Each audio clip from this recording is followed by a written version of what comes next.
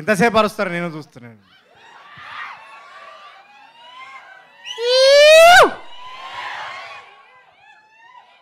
ఈ మనిషి ఉన్నాడు కదా, Narayana junior college Narayanguda branch, మేమిద్దరము ఒక్కరోజు క్లాస్లో కనబడలే, ప్రతిరోజు గేట్ బయటనే. వాస్తవానికి మేమిద్దరం క్లాస్మేట్స్, 14 ఏళ్ళ దోస్తానా. ఫస్ట్ హుషార్లో టార్చర్ పెట్టిండు, హుషార్లో సరిపోయేదని ఈ సినిమా నాకు డౌట్ వచ్చింది. ఈ సినిమా చేసేటప్పుడు నేను హుషార్దే ఎక్స్టెన్షన్ సినిమా షూటింగ్ చేస్తున్నానా, ఈ సినిమా షూటింగ్ చేస్తున్నానా అని. కానీ చేయించండు మొత్తానికి. సో ఆగే విన డైలాగ్, సినిమా మొత్తం డైలాగ్లే ఉన్నాయి. చూద్దురా 22 తారీఖు నాడు చూడు. వెళ్ళిపో మరి పో. ఈ మనిషి అప్పులో ఎంబడబడతారు కదా, పైసలి అని. అట్లా నన్ను ఎంబడబడి సినిమా చెప్తే దీంట్లో లాజిక్ ఏముందిరా అన్న. ఫస్ట్ నేను, నువ్వు ఉన్నావు కదా చాలు సరిపోతుంది అన్నాడు. దాని తర్వాత దర్శిగా అని చెప్పిండు స్టోరీ. దర్శిగాడు నాకు ఫోన్ చేసి ఈ సినిమాలో లాజిక్ ఏముందిరా అని అడిగాడు. మనం ఉంటే సరిపోతుందిరా అన్న నేను. దాని తర్వాత విష్ణు గారు అడిగారు నన్ను, మీరిద్దరు చేస్తున్నారు కదా మనం ముగ్గురం ఉంటే సరిపోతుంది అని.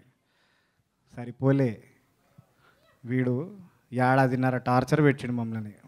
ఈ స్పేస్ సూట్లో చూస్తున్నారా, దీనికి పోలేము తినలేము, వంగలేము, కూర్చోలేము, నిలబడలేము. ఏడాది. కానీ మేము 1.5 కష్టపడిన ఫలితము మీరు చూడాలంటే మార్చు గట్టి చెప్పా. ఫుడ్ పెట్టండి వీళ్ళకి ఎవరన్నా. 1 2 3 అంట, గట్టిగా చెప్పండి ఒకసారి. 1 2 3. చూస్తారు కదా, చూస్తారా లేదా?